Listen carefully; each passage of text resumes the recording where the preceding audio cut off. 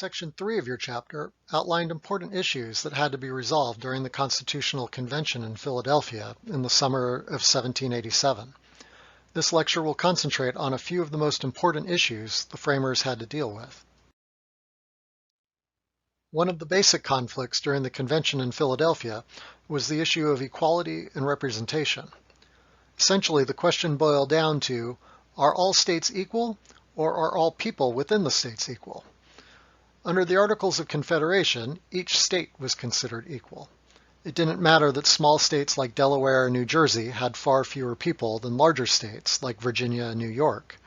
They each had the same voting power under the Articles. So, at the Constitutional Convention, New Jersey proposed to keep that same formula for representation.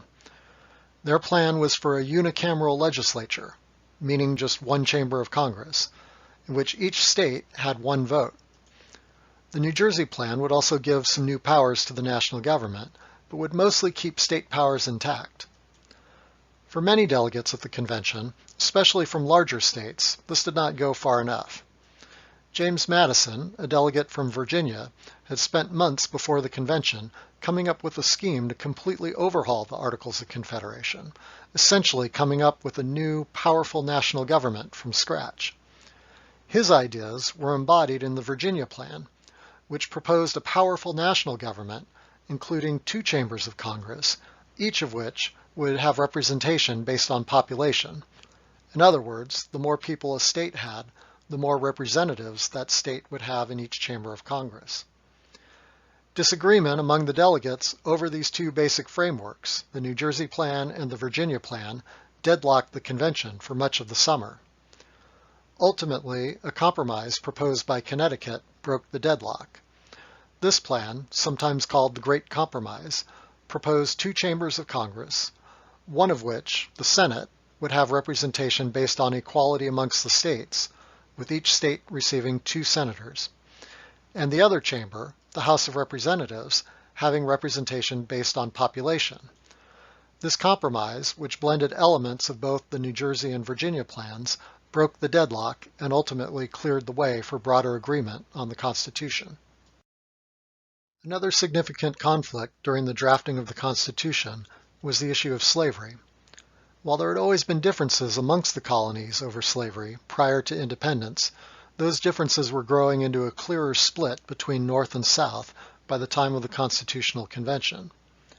A nation founded under the creed of all men are created equal still allowed the institution of slavery to exist. This contradiction was not lost on many of the framers, who considered slavery to be a clear violation of the Enlightenment ideals that shaped their understanding of government. It was perhaps easier for Northern delegates to point out this contradiction because slavery had gradually been dissipating in their region and was not a critical part of their economy. For Southern delegates, on the other hand, slavery was an important and growing part of their economic fortunes. Southern delegates made it clear that they would not agree to a new, more powerful national government unless the Constitution included certain protections for the institution of slavery. These protections included a provision that the national government could not limit the slave trade for a period of at least 20 years. After those 20 years, Congress did in fact put an end to the importation of slaves. The Constitution also limited the power of the national government to place taxes on the importation of slaves, and it required states to return fugitive slaves. Finally, the issue of slavery came up in relation to representation in the House of Representatives. Southern states wanted slaves to count toward the population numbers used to calculate how many seats each state would have in the House of Representatives. This would obviously give the Southern states more seats in the House than if slaves were not counted. Northern delegates responded that this made no sense, since the slaves could not vote and their interests would not be represented by the officials elected to the House. Ultimately, the issue was resolved by counting slaves as 3/5 of a person for the purpose of calculating how many representatives would be apportioned to each state in the House of Representatives. This was a pure political bargain struck in order to get a broader agreement to adopt the Constitution, but also a jarring reminder that despite the dramatic steps forward made by the framers to create a form of popular government, the racist ideology that dominated at the time led them to fall far short of their ideals. Another major issue having to do with equality in the new government formed by the Constitution was voting. On this matter, the delegates decided to make no affirmative decision at all. Instead, they left it up to the states to determine the rules for who could vote. And at that time, most states limited the vote to white male landowners, a definite minority of the total population of the United States. Many states had been loosening their property ownership requirements, and within a few decades, all states had given white men the right to vote. At the time of the Constitution, some states in New England did allow free black men the right to vote, and in New Jersey, women had the right to vote, although this was rescinded in 1807.